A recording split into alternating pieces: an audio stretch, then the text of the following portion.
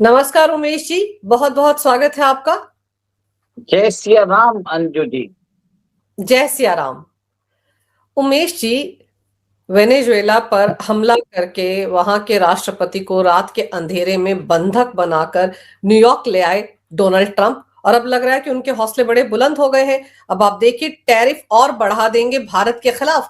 इस तरह की धमकियां देने पर उतर आए हैं भारत को। यहां तक बोल रहे हैं कि पीएम मोदी बहुत अच्छे हैं, लेकिन उनको पता है कि मैं तो नाराज था, मुझको खुश करना चाहिए था। अगर वो रशिया से तेल खरीदते रहे तो मैं टैरिफ और बढ़ा दूंगा। इस स्टेटमेंट को किस तरह से देखा जाए? ये एक तरह से क्लासिक रेजिम चेंज ऑपरेशन है और एक मनोवैज्ञानिक दबाव बढ़ाना चाहते हैं डोनाल्ड ट्रंप। वो चाहते हैं अमेरिका और इंडिया के बीच में जो ट्रेड डील हो रही है उसमें भारत जो है अमेरिका की सारी शर्तें मान जाए। उसके अंतर्गत वो चाहते हैं कि भारत अपना एग्रीकल्चर मार्केट अमेरिकन एक्सपोर्ट्स के लिए खुला रखे। भारत सारी शर्तें मान ले, जैसे डेटा प्रोटेक्शन के रूल्स जो भारत लेके आ रहा है, सारे रूल्स को वो दरकिनार करके अमेरिका की सारी बातें मान जाए। यही एक तरह से मनोवैज्ञानिक दबाव भी है। और आप ये भी देखिए कि अगर अमेरिका किसी देश में सत्ता परिवर्तन करता है तो वहां पर सैंक्शन लगाता है, फिर बाद में वहां पर जो सरकार रहती है उसको असंवैधानिक घोषित करता है। उससे भी नहीं होता है तो फिर वहां पर एक तरह से युद्ध घोषित करके वहां पर जो नेता है उनको पकड़कर एक तरह से उनको सजा देता है। ये काम अमेरिका हमेशा करता आ रहा है और इसमें पहले चरण में आप ये देखिए कि भारत के अंदर वो पहले टैरिफ बढ़ा रहे हैं। पहले अभी देखिए टैरिफ जो 50% किया है उसको बढ़ाने की बात कर रहे हैं। लेकिन उमेश जी, इस तरह की बातें अब करना, जब वेनेजुएला का ऑपरेशन एक दिन पहले ही हुआ है, तो ये तो दादागिरी नहीं दिखाता है डोनाल्ड ट्रंप की? मुझे खुश रखना चाहिए था, मोदी को पता है कि मैं नाराज हूं। ये क्या, ये कौन सी भाषा हुई? ये किसी राष्ट्र अध्यक्ष को बोलनी चाहिए? देखिए अमेरिका के अंदर डोनाल्ड ट्रंप को लगता है कि वो लॉर्ड ट्रंप बन चुके हैं। सारी दुनिया को उनकी पूजा और आरती करना चाहिए। अब उन्होंने भारत के साथ पहले उन्होंने क्यूबा, कोलंबिया, मेक्सिको को चेतावनी दे दी थी।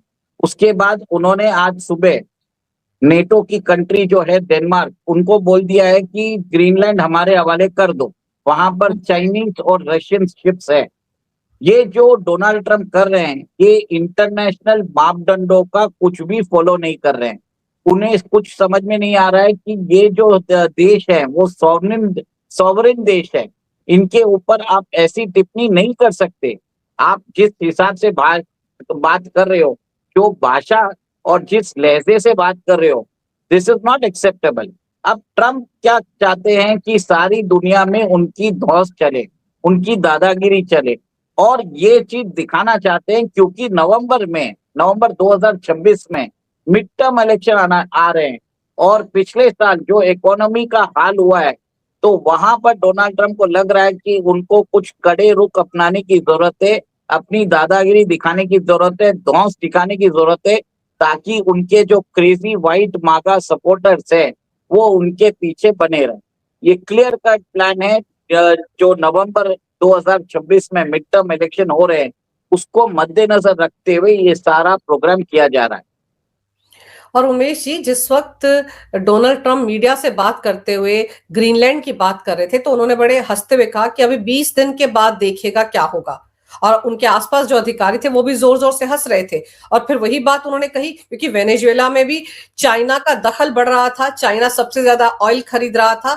इससे दिक्कत थी डोनाल्ड ट्रंप को। और ग्रीनलैंड को लेकर उन्होंने कहा कि वहां पर रशियन और चाइनीज शिप्स है, इसलिए डिफेंस के हिसाब से, नेशनल सिक्योरिटी के हिसाब से हमें ग्रीनलैंड चाहिए। और यहाँ पर आप देखिए कि डेनमार्क के जो प्राइम मिनिस्टर है, उन्होंने सीधे सीधे कह दिया है कि उनको कोई लीगल अधिकार नहीं है डेनमार्क के एक देश को अलग करने का, ग्रीनलैंड को अलग करने का। लेकिन डोनाल्ड ट्रंप कहां नियम कायदों को मान रहे हैं? उनका तो दिमाग अब सातवें आसमान पर है। देखिए जब से डोनाल्ड ट्रंप आए हैं उन्होंने इंटरनेशनल कन्वेंशन को फॉलो भी नहीं किया है। गल्फ ऑफ मेक्सिको को उन्होंने गल्फ ऑफ अमेरिका बना दिया। उसके बाद पनामा कैनाल, जिसको पनामा का देश ऑपरेट करता था, उसको अपने कब्जे में ले लिया। अब वेनेजुएला में एक तरह से ये एक्सट्रैक्शन वाला ऑपरेशन था, और अभी वो ग्रीनलैंड की बात कर रहे हैं। उसके बाद वो ईरान की भी, उन्होंने ईरान को भी एक तरह से चेतावनी दे दी है।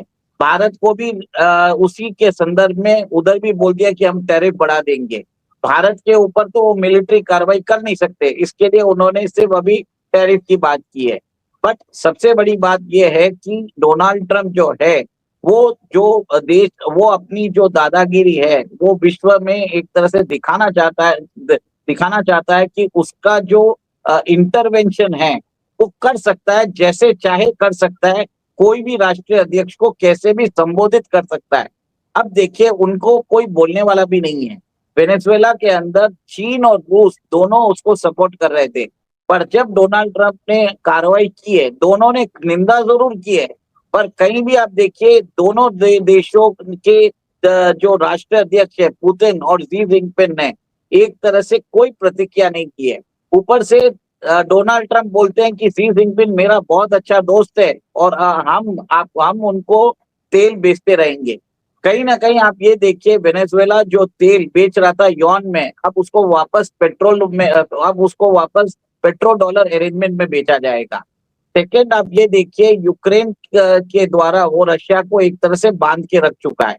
अब रशिया की हालत नहीं है कि वो सेकेंड फ्रंट वॉर ओपन कर सके अगेंस्ट यूनाइटेड स्टेट्स। वो भी रशिया से 9,000 किलोमीटर दूर है ये वेनेजुएला। सबसे बड़ी बात ये है कि आप ये भी देखिए कि जैसे उन्होंने, लोग तो ये भी बोल रहे हैं कि यूक्रेन और रशिया के जो युद्ध हो रहा है उसमें उन्होंने एक डील कर ली है रशिया से, जिसमें रशिया को बोला जा रहा है कि आप यूक्रेन का भाग रख दीजिए, वेनेजुएला हमको दे दीजिए, आप वेस्टर्न हेमिस्फीयर में दखल मत दीजिए। और उन्होंने मोन्ड्रो डॉक्ट्रिन के अंतर्गत चाइना को एक तरह से पूरा ही बाहर कर दिया है फ्रॉम लैटिन अमेरिका। अब जहां पर भी इन देशों के उन्होंने जिन देशों के उन्होंने चेतावनी दी है, वहां पर चाइनीज इन्वेस्टमेंट बहुत ज्यादा है। वेनेजुएला के अंदर भी 105 बिलियन डॉलर इन्वेस्टमेंट किया था चाइना ने। पाकिस्तान के अंदर भी सिर्फ 70 बिलियन डॉलर किया है। वेनेजुएला में पाकिस्तान से भी ज्यादा किया है। और टोटल चाइना का जो इन्वेस्टमेंट है बीआरआई का, इट इज 1.3 ट्रिलियन डॉलर्स। अब वेनेजुएला के अंदर उन्होंने वेनेजुएला का जो नेचुरल रिसोर्सेज है that is around 20 trillion dollar. वहां पर क्रूड ऑयल जो है वो तो 300 बिलियन बैरल्स तो है ही, उसके अलावा नेचुरल गैस, गोल्ड के रिजर्व है 8,000 टन, फिर बाद में बॉक्साइट, फिर बाद में निकल और कोल, इतने सारे रिजर्व है। तो एस्टिमेटेड रिजर्व उधर जो वैल्यू है it is 20 trillion dollars plus plus. और इसे क्या हो रहा है कि, और ये भी देखिए कि वो अब वेनेजुएला को फोर्स करेंगे कि वो अपनी जो ऑयल कंपनीज है, अमेरिकन ऑयल कंपनीज को अलाउ करे, ताकि वेनेजुएला में जाके वहां पर वो उसके ऊपर ऑपरेट भी करे और इसमें मोटा मुनाफा अमेरिकन कंपनी कमाए। वो तो सही है, क्योंकि ये तो समझ में आ रहा है कि जो आरोप लगाए गए हैं मदुरो पे वो तो सिर्फ दिखावे के लिए, असली तो तेल का खेल है। सबसे ज्यादा तेल का भंडार तो वेनेजुएला के पास है, और डी डॉलराइजेशन उसने कर दिया था, युआन में बेच रहा था चाइना को। तो ऐसे में तो मिर्ची लगनी थी डोनाल्ड ट्रंप को। लेकिन सवाल ये उठता है कि इतना शक्तिशाली देश, एक छोटे से देश के प्रेसिडेंट को कैसे उठा कर ले आता, और उसके बाद डोनाल्ड ट्रंप प्रेस कॉन्फ्रेंस में कहते हैं हमने वो काम कर दिया जो आज तक दुनिया में कोई नहीं कर पाया। उनका ये कहना है कि हमने वो ड्रग्स हमारे यहाँ भेज रहा था इसलिए उसको पकड़ा है। तो फिर बाकी देशों को धमकी क्यों दी जा रही है? देखिए, डोनाल्ड ट्रंप ने चाइना की प्लेबुक एक तरह से अपना ली है। चाइना क्या करता है, वो इंटरनेशनल रूल्स को फॉलो करता भी नहीं है। वो साउथ चाइना सी में सबको धमकी दे रहा है। अब डोनाल्ड ट्रंप ने सोचा कि ये काम मैं भी चालू कर दूं, और मैं भी यहाँ पर जो लैटिन अमेरिका और वेस्टर्न हेमिस्फीयर है वहां पर सिमिलर चीजें के द्वारा सारे जो लैटिन अमेरिकन देश है जो चाइनीज इन्फ्लुएंस में है, उनको मैं एक तरह से वापस उन लोगों को अपने फोल्ड में लेके आ जाऊं। इसके लिए वो धमकी दे रहे हैं। डोनाल्ड ट्रंप ने एक तरह से बता दिया है कि जब यूएस अपनी दादागिरी पे आएगा, कोई भी नेशन उसको कुछ भी नहीं बोल सकता। आप ये देखिए कि आज एक तरह से डोनाल्ड ट्रंप ने बता दिया है कि जिसकी लाठी उसकी भैंस। और यही चक्कर में इन्होंने ये एक तरह से मैसेज दे रहे हैं कि मैं बोल रहा हूं तो आप मेरी बात सुनो, अगर आप नहीं सुनोगे तो मैं आपके ऊपर सैंक्शन भी लगाऊंगा, मैं आपको एक तरह से सत्ता परिवर्तन भी करूंगा। और जो वेनेजुएला की जो अभी नई राष्ट्रपति हैं रॉड्रिग्स, उनको हाँ, भी एक तरह से धमकी दे दी है, अगर उन्होंने मेरी बात नहीं मानी तो जो अंजाम होगा जो मदुरो के साथ हुआ उससे भी बुरा होगा। मतलब मदुरो को तो सिर्फ हमने एक्सट्रैक्ट किया है, आपको इससे भी बुरा अंजाम सामना करना पड़ेगा। सीधी भाषा में मेरे को ये समझ में आता है कि आपकी हत्या कर दी जाएगी, आपका असैसिनेशन कर दिया जाएगा अगर आप बात नहीं माने तो। ये एक तरह से जो एक तरह से ट्रम्प जो है जिस भाषा का प्रयोग कर रहे हैं, समथिंग लाइक अ मर्सिनरी वॉरलॉर्ड, ये ये किसी भी देश के राष्ट्राध्यक्ष ऐसी भाषा यूज नहीं करेंगे। पर ट्रम्प एक तरह से सनकी हो चुके हैं, उनका दिमाग फिर चुका है और उन्हें अपने सर्वाइवल के लिए ये सारे काम करने वाले हैं जो एस्टेब्लिश कन्वेंशन में भी नहीं सोचा जा सकता। बिल्कुल सही कह रहे हैं आप, क्योंकि डॉल्सी रॉड्रिग्स को जिस तरह से धमकाया है वो तो वाकई मतलब एक शर्मनाक टिप्पणी कही जाएगी डोनाल्ड ट्रंप की तरफ से। लेकिन डोनाल्ड ट्रंप ने वेनेजुएला को लेकर जो कुछ किया और फिर अपनी पीठ भी थपथपा ली, उसमें उनकी अपनी ही देश में कई लोग सवाल कर रहे हैं। आप देखिए तुलसी गबार्ड ने क्या कहा कि इस तरह से वेनेजुएला पर कब्जा नहीं किया जाना चाहिए था। फिर आप डेमोक्रेट्स को देख लीजिए, कमला हैरिस ने इसकी आलोचना की है। उन्होंने तो अपने सीनेट से भी परमिशन नहीं ली गई थी, जो कि कांग्रेस से परमिशन लेनी पड़ती है अगर इस तरह की कार्रवाई की जाए किसी देश के खिलाफ। तो डोनाल्ड ट्रंप ने तो घर में भी सारे नियम कायदों को ताक पर रख दिया। तो आपको लगता है कि ये एक बड़ा मुद्दा मिड टर्म इलेक्शन में बनेगा और इसका खामियाजा डोनाल्ड ट्रंप को भुगतना पड़ेगा?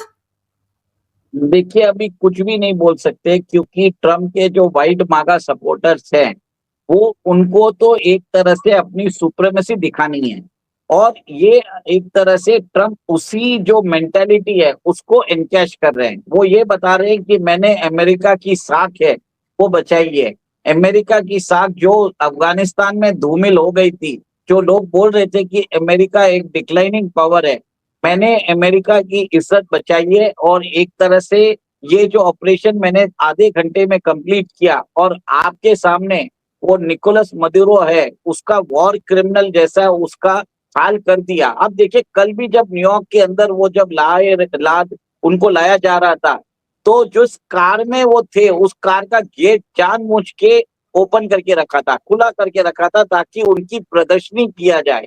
और ये भी दिखाता है कि उनके ऊपर केस डाला जाएगा और ये केस 1 साल तक चलेगा और इसका वर्डिक्ट मोस्टली मेरे ख्याल से सितंबर या अक्टूबर में होगा, पोल के जाने से ठीक पहले, ताकि उनको विक्ट्री मिल सके।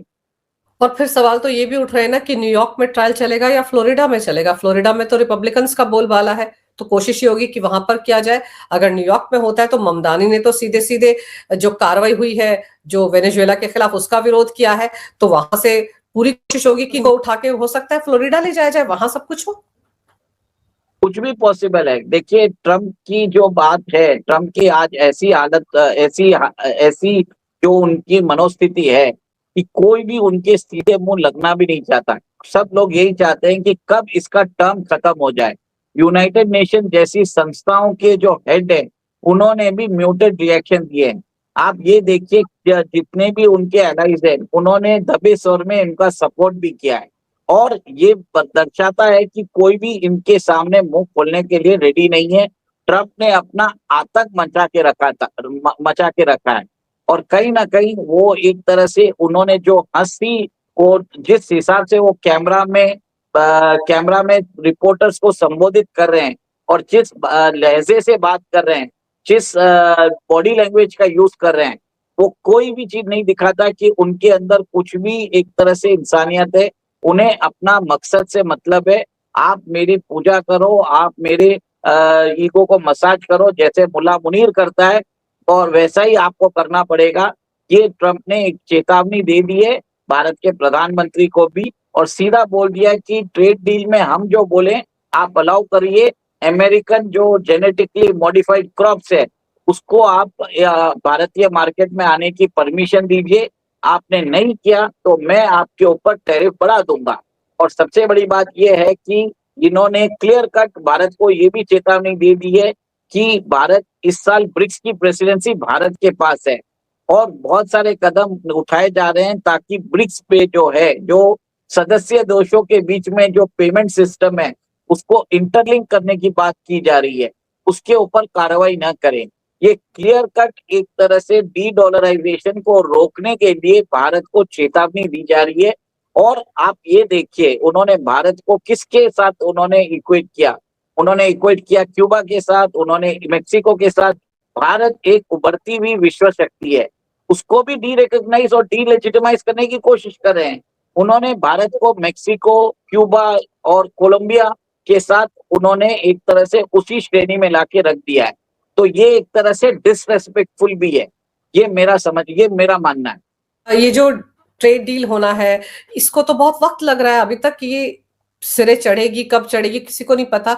तो अब अगर इस तरह की हरकतें डोनाल्ड ट्रंप कर रहे हैं, इस तरह की बयानबाजी कर रहे हैं, तो भारत की क्या स्ट्रेटेजी रह सकती है? भारत ने तो वैसे भी वेनेजुएला पर जो उन्होंने कार्रवाई की उसमें अंतरराष्ट्रीय नियमों का हवाला दिया है। भारत की तो टिप्पणी भी बहुत सधी हुई रही है। देखिए भारत अभी ट्राई कर रहा है कि कैसे भी ये ट्रेड डील हो जाए। अगर ट्रेड डील नहीं होती है तो भारत सीधा बोल देगा टेक इट और लीव इट, और कोई चारा नहीं है, क्योंकि भारत अपना जो एग्रीकल्चर मार्केट है वो अमेरिकन एक्सपोर्ट्स के लिए नहीं खोलेगा। क्लियर कट आप समझ लीजिए, ये प्रतिक्रिया बहुत हद तक हमारे विदेश मंत्री ने भी दे दी है। अब भारत परस्यू करेगा free trade agreement with other Nations, और ईयू के साथ इसी महीने जो है हम फ्री ट्रेड एग्रीमेंट साइन करने वाले हैं। और इसमें ईयू की जो चीफ है उर्सुला वन डर लेन, वो आ रही है भारत के रिपब्लिक डे फंक्शन में एज अ चीफ गेस्ट। और एक चीज है, भारत और ईयू के बीच में जो ट्रेड डील है वो 890 बिलियन डॉलर की है। और ये जो 890 बिलियन डॉलर है, ये जो ट्रेड होगा वो यूरो में होगा। ये एक तरह से यूरो रुपी के अंदर कुछ एक सेटलमेंट मैकेनिज्म में होगा, नॉन डॉलर डिनोमिनेटेड ट्रेड होने वाला है। इससे भी क्या होगा कि डॉलर की जो मांग है वो खत्म होती हुई नजर आएगी। इसके लिए भी डोनाल्ड ट्रंप भारत के ऊपर खफा है। पर एक चीज ये समझाइए उमेश जी कि डोनाल्ड ट्रंप कह रहे हैं कि भारत अगर रशिया से तेल खरीदता रहा तो मैं और टैरिफ लगा दूंगा। ये जो खबरें आपने भी बताई कि आ रही हैं कि कहीं ना कहीं ट्रंप और पुतिन के बीच कोई समझौता हो गया, तुम यूक्रेन ले लो, मुझे वेनेजुएला लेने दो। और हो सकता है कि ये सब कुछ अलास्का में ही हुआ हो, ये भी हो सकता है।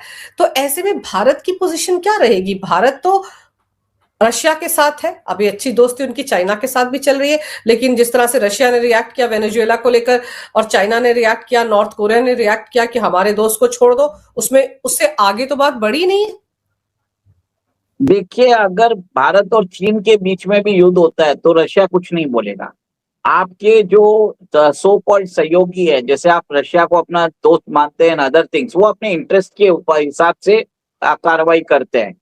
और कल अगर समझ लीजिए वेनेजुएला को तो रशिया ने अपने S-300 सिस्टम भी दिए थे, उसके बावजूद भी रशिया ने अपनी सबमरीन्स नहीं भेजी। 4 महीने तक उन्होंने, जो अमेरिका ने है, घेराबंदी और नाकाबंदी करके रखा था।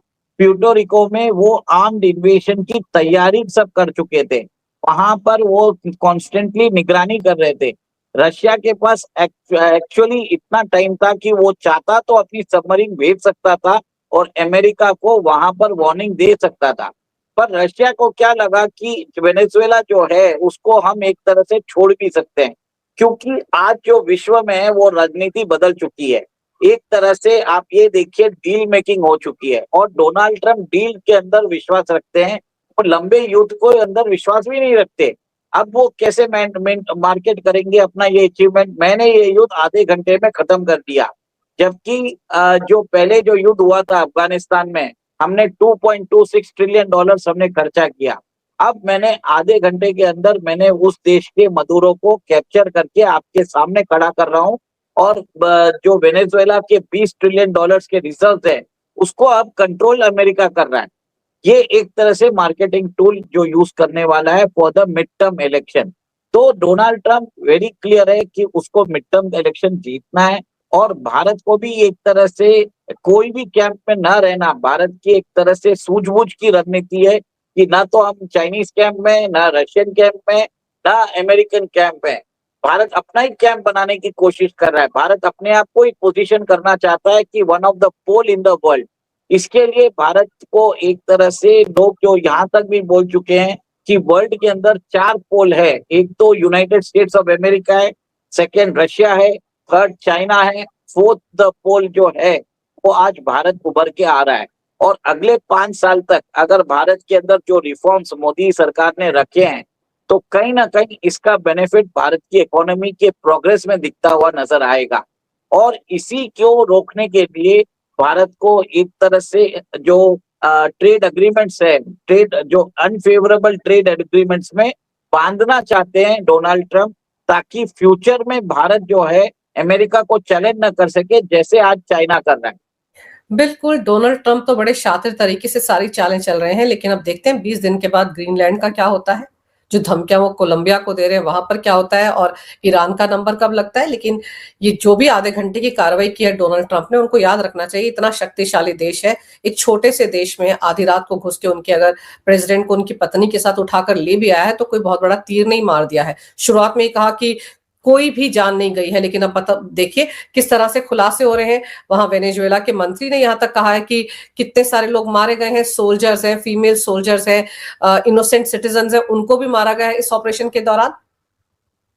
देखिए ये एक तरह से आप ये देखिए, लोग तो ये भी बोल रहे हैं कि उन्होंने इलेक्ट्रोमैग्नेटिक वॉरफेयर का यूज किया है, जिसके कारण वो ईएमएफ रेडिएशन के कारण वहां पर कम्युनिकेशन सिस्टम्स को जैम कर दिया गया, वहां पे कोई भी सिग्नल्स नहीं चले। तो कहीं ना कहीं आप ये देखिए कि जो ये युद्ध में जो उन्होंने वॉरफेयर यूज किया है, एक तरह से कंप्लीट ब्लैकआउट करके वहां पर उन्होंने ऑपरेशन किया है।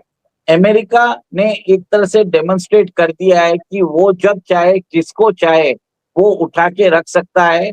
और जो उनके ऊपर जो तोहमत लगी थी कि अफगानिस्तान से भागे, ये ट्रंप को भी पसंद नहीं आया।